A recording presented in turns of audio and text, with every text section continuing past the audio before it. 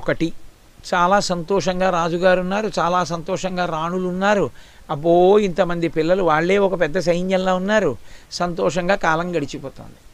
కానీ ఇందులో పెద్దవాడైనటువంటి అంశుమంతుడు చిన్నతనం నుంచి అతనికి ఒక అలవాటు ఏర్పడింది. నదీ తీరానికి తీసుకెళ్ళేవాడు అందరినీ, ఆడుకుందాన్ని రమ్మని పిల్లల్ని తీసుకెళ్ళి తనతో వచ్చినటువంటి పిల్లలందరినీ కూడా మెడ పట్టుకుని ఆ నది నీటిలో ముంచేసేవాడు. కొంతమంది చనిపోయేవారు, కొంతమంది ఊపిరాడక గిలగిల కొట్టుకుంటుంటే వాళ్ళ ఆఖరి శ్వాస ఆగిపోతుందన్నప్పుడు విడిచిపెట్టి పైశాచికమైన ఆనందాన్ని అనుభవించేవాడు. ఇది రాజ్యంలో ఉన్నటువంటి పెద్దలైన పౌరులు వెళ్ళి మహారాజుకి చెప్పారు. ఏవం పాప సమాచార సజ్జన ప్రతిబాధక పౌరాణామహితో యుక్తే పుత్రో నిర్వాసిత పురాత్. అటువంటి ధర్మాత్ములైన వంశం ఇక్ష్వాకు వంశం. తన కడుపున పుట్టిన కొడుకే అయినా ఇతరుల పిల్లల్ని తీసుకెళ్ళి నదిలో, సరయూ నదిలో ముంచి బాధ పెడుతుంటే, ఆ పిల్లల్ని చంపేస్తుంటే మహాపాపకార్యం చేసినటువంటి కొడుకు తన కొడుకు అని ఉపేక్ష వహించకుండా రాజ్య బహిష్కారం విధించాడు. నువ్వు నా రాజ్యం నుంచి వెళ్ళిపోమన్నాడు.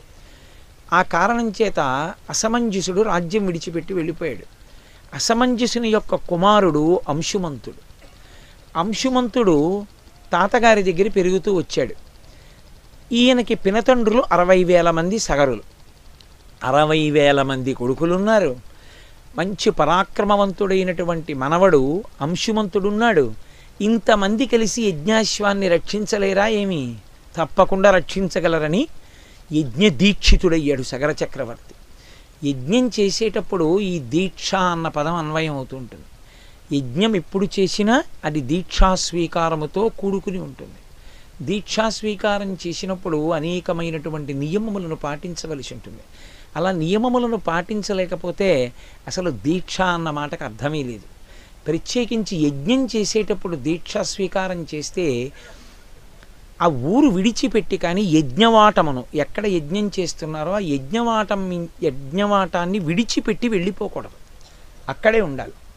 అది ఒక యజ్ఞమునకు మాత్రమే అన్వయం అవుతుంది. అసలు దీక్ష అన్నమాట వేదాన్ని పరిశీలిస్తే అన్వయం అయ్యేది దేనికి అంటే యజ్ఞమునకు అన్వయం అవుతుంది.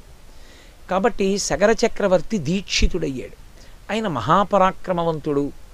ఆయన పీటల మీద కూర్చుని యజ్ఞం చేస్తున్నాడు. ఈ యజ్ఞము, యాగము, హోమము, ఈ మాటలున్నాయే, ఇవి కేవలము సనాతన ధర్మమునకు మాత్రమే చెందినవి. ఏ ఇతర విశ్వాసమునందు కూడా మీకు యజ్ఞ, యాగ, హోమములనేటటువంటి ప్రక్రియ లేనే లేదు. ఒక్క సనాతన ధర్మమునంది.